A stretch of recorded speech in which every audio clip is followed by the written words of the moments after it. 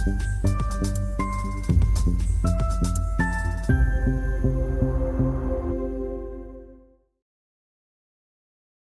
morning or good evening, friends.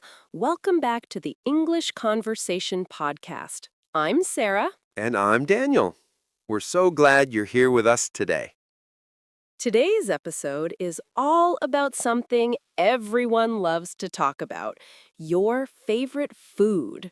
Yes, food is such a fun topic and a great way to practice your English because it's part of everyday life. So, we'll teach you useful phrases, vocabulary, and expressions to help you confidently share what food you love and why. To get started, I want to ask you, Daniel, what's your favorite food? And don't be shy. Good question. I'd say my favorite food is pizza. Crispy crust, lots of cheese, and all the toppings. How about you, Sarah? That sounds delicious. For me, it's a traditional dish from my country. It reminds me of home and family gatherings, but we'll get into all of that as we go. We'll also share some fun stories, teach you new words to describe food, and even talk about some common food idioms in English.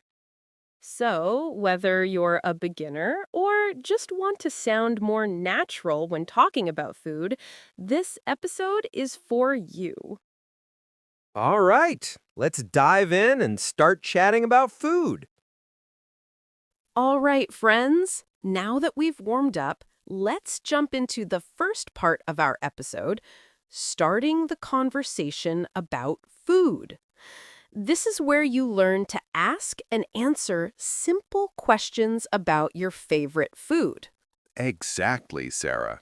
When you're chatting with someone, a great way to start is by asking, "What's your favorite food?" It's a friendly, easy question that gets the conversation going. And if someone asks you that question, here are some good ways to answer. You can say, I love blank because, or my favorite food is blank. Then it's nice to add a reason why you like it. For example, you could say, "I love pizza because it's cheesy and delicious." Or, "My favorite food is sushi because it's fresh and healthy." Simple, clear, and effective. It's also okay to say what you don't like. You can say, for example, I'm not a big fan of spicy food because it's too hot for me. This adds a natural balance to the conversation. Let's do a quick role play. I'll ask Sarah, and she'll answer. Sarah, what's your favorite food? I love pasta because it reminds me of my travels to Italy. Great. Now your turn, Sarah. Ask me the same question. Daniel, what's your favorite food? My favorite food is fried chicken because it's crispy and tasty. See how easy that was? Now, listeners, it's your turn to practice. Say these phrases out loud with us. What's your favorite food? I love pasta because it's tasty. My favorite food is fried chicken. I'm not a big fan of spicy food. That's perfect. Practicing these simple questions and answers will help you feel confident when you start chatting about food with new friends. And before we move on, here are some quick vocabulary words to help you describe your food favorites better. Delicious, tasty, spicy, sweet, and savory. Remember, Adding these descriptive words makes your English more interesting and natural. All right, now that we've got the basics covered, in the next part, we'll learn how to describe food in more detail, talking about taste, texture, and how food is cooked. Now that we've started talking about our favorite foods, let's get into part two, describing food in detail. This part is all about making your food conversations more vivid and interesting. Yes, Sarah, when you describe food, you can talk about how it tastes, how it feels in your mouth, and even how it's cooked. This makes your English sound natural and helps others really understand what you love about your favorite dish. Let's start with some words for taste. You can say food is sweet, sour, bitter, salty, or umami. Umami is a special word for a savory, rich taste. For example, I love sweet desserts and sometimes a little salty snack. Great vocabulary. Next, texture. How food feels when you eat it. You can describe food as crunchy, soft, chewy, creamy, or crispy. For instance, I love crispy fries, but I prefer soft bread. And finally, cooking methods. These show how the food was made.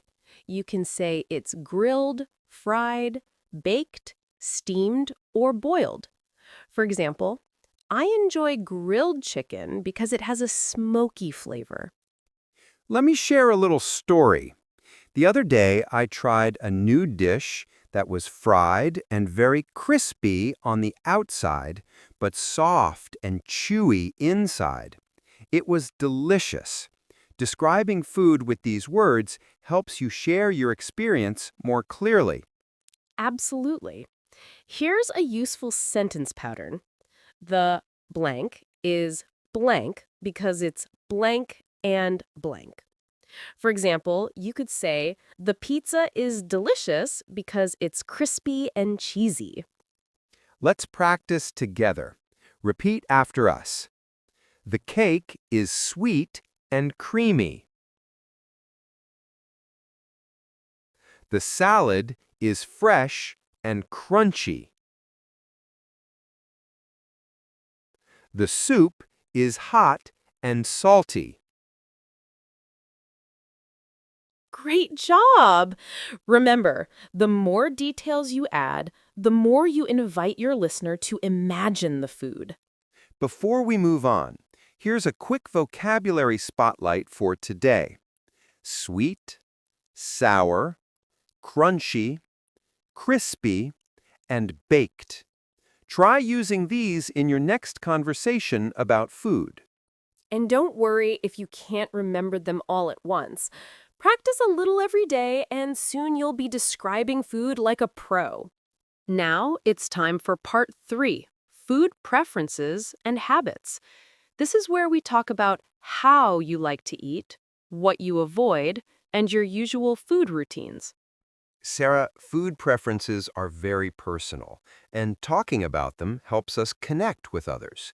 You can start by saying, I prefer blank because, or I don't like blank because. Yes.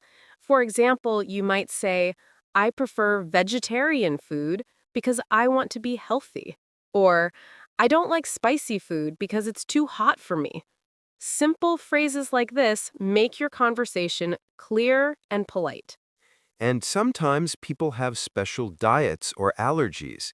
You can say, I'm vegan, so I don't eat any animal products. Or, I have a gluten allergy, so I avoid bread and pasta. These phrases are very useful in restaurants or when sharing about your lifestyle. Talking about when and what you usually eat is also interesting.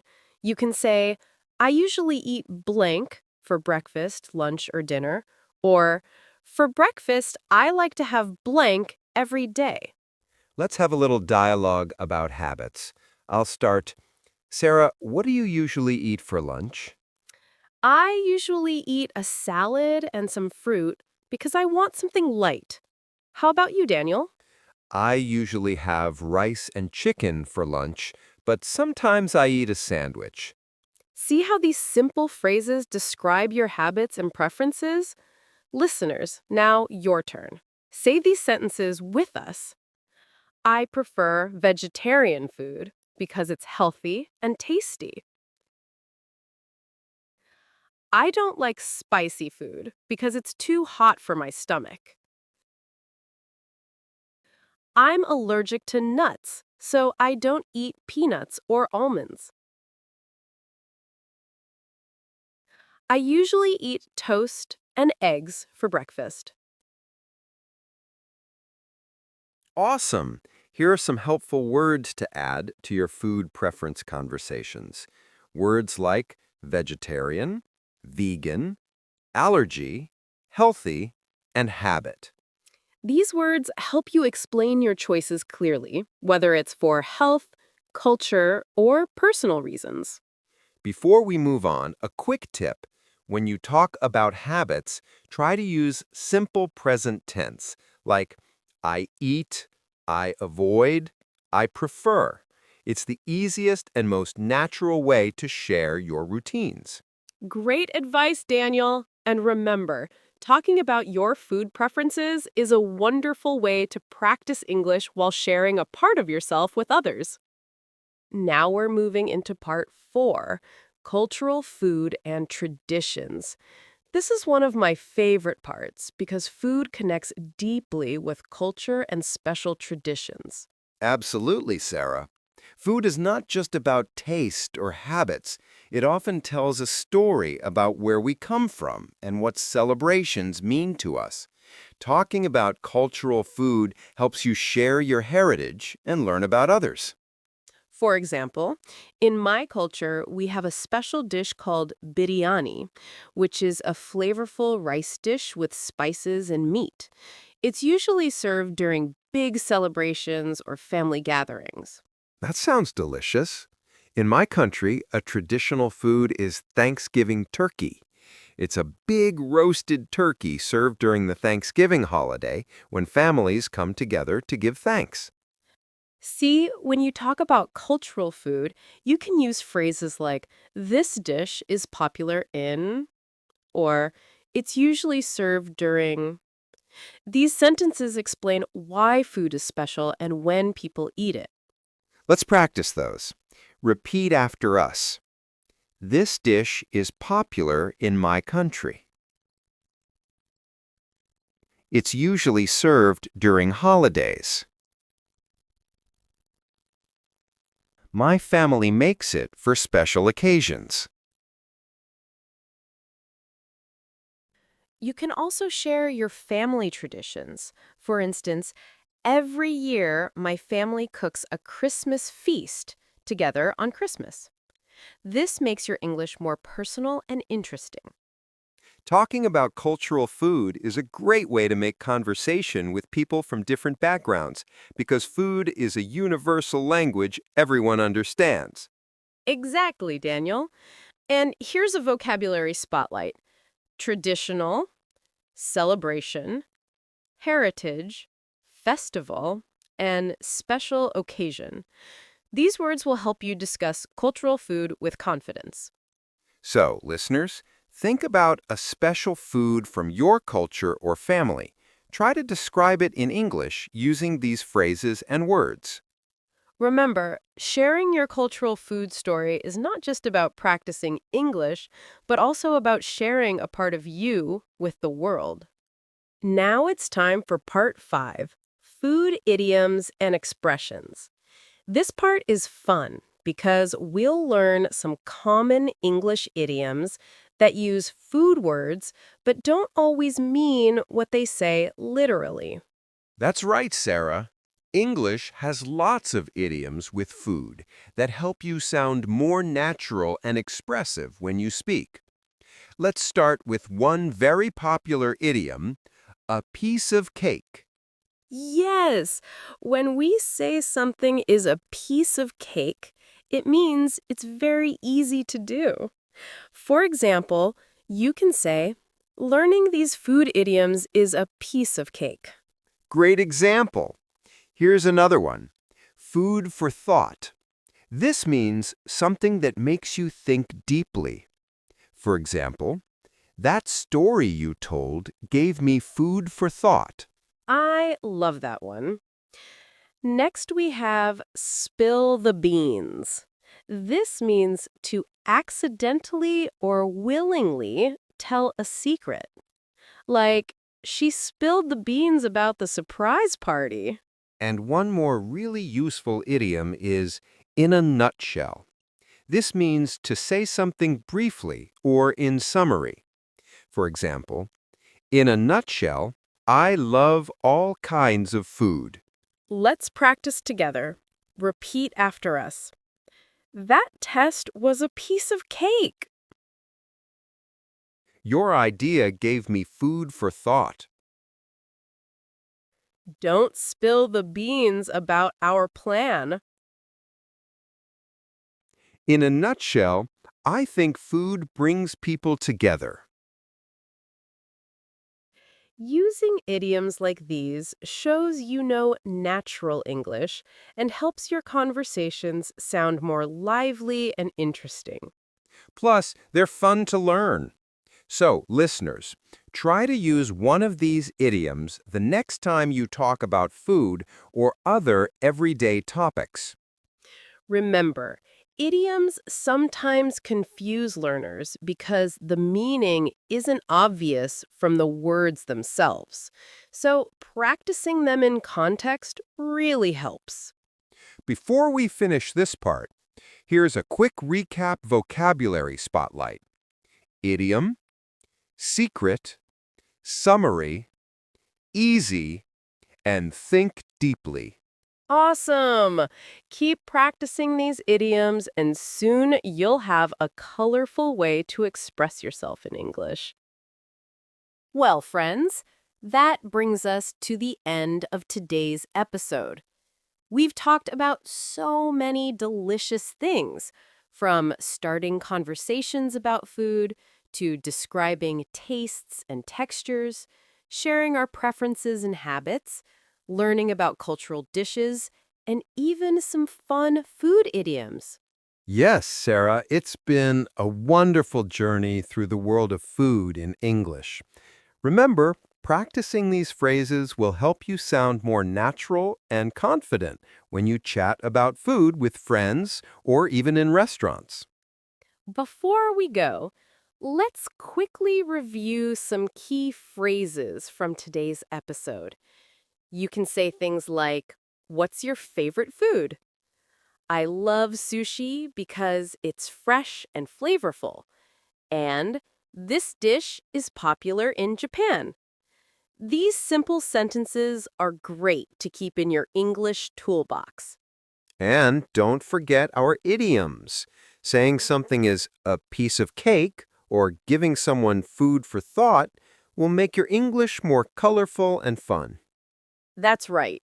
And the most important thing to remember is to keep practicing every day.